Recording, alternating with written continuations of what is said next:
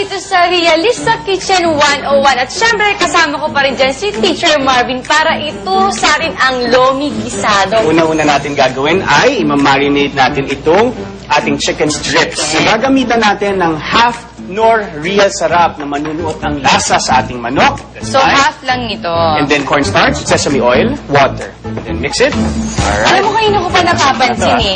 Ano na naman napapansin Kasi bakit luto na agad ito?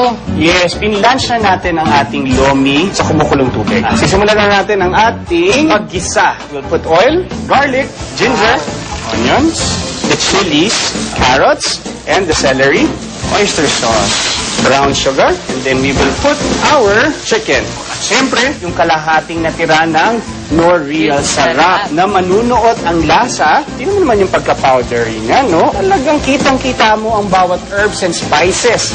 We could put a little water. We could put our lomi. Alright. Wow. Let's turn it up and then add our cabbage. As much as possible, kung marunong kang mag-ganyan-ganyan, mas maganda kasi hindi nabubugbog yung ingredients. Iniinggit mo naman ako eh. Pero in time, you will learn. Wow! Ayun, diba tapon eh. Amoy pa lang.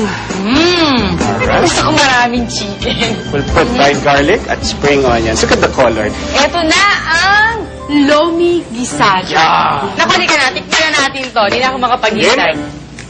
Saktong-sakto lasa, di ba? Dahil hindi na tayo naglagay ng asin at kung ano-ano pang mga pepper, inasahan na lang natin ang pagpapasarap ng no real sarap na nanuot sa ating lomi gisado. Kaya sa kusina ng Realista, real quality lang ang papasa. Katulad ng real herbs and spices na nagpapasarap sa kahit na anong lutuin. Dahil para sa akin, Mas masarap pag real. I have this.